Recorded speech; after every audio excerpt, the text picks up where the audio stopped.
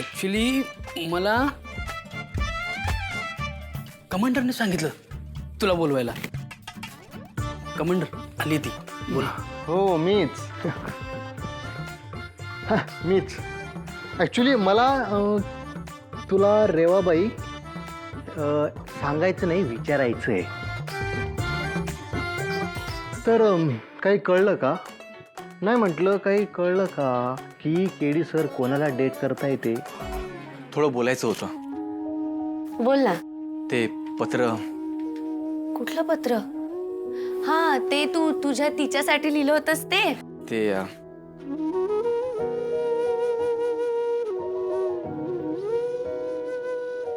मी वाचू?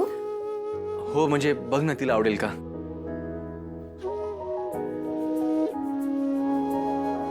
नाही ना यार.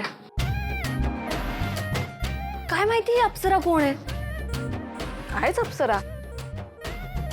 म्हणजे अप्सरा पण असेल ना, म्हणजे केडी सरांना आवडले म्हटल्यानंतर असू शकते अप्सरा. अहो, केडी सरांना आवडणारी मुलगी म्हणजे अप्सराच नाही, एकदम ब्रिलियंट आहे.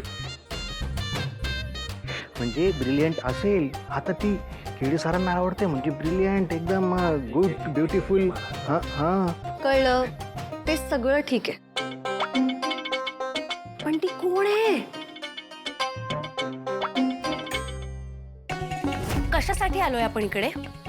मिशनसाठी आलोय ना? मग तू माझ्याबद्दल असा काहीतरी विचार करूच कसा शकतोस?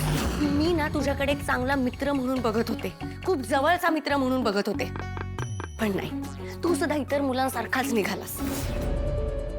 अरे आता नको. अरे एवढं घाबरायला काय झालं? नव्हतेच वाचणार मी ते पत्र. मला माहितीये तुला या सगळ्या गोष्टी खूप पर्सनल ठेवायला आवडतात ना, पण जिच्यासाठी लिहिलंयस तिला तरी जाऊन दे.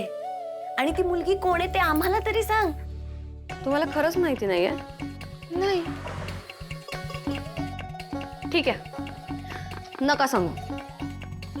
पुढच्या 24 तासात तिचं नाव माझ्या समोर असेल. त्या युवराजला माझ्या जाळ्यात अडकवण्याआधी ना केदारला माझ्या जाळ्यात अडकवणार आहे आणि तिचं नाव बदलून घेते. बघाच तू. नाही, नंतर सांगतो. तुला समोसा आणू? नाही, ठीक, माझं झालंय. मग मी खातो एक.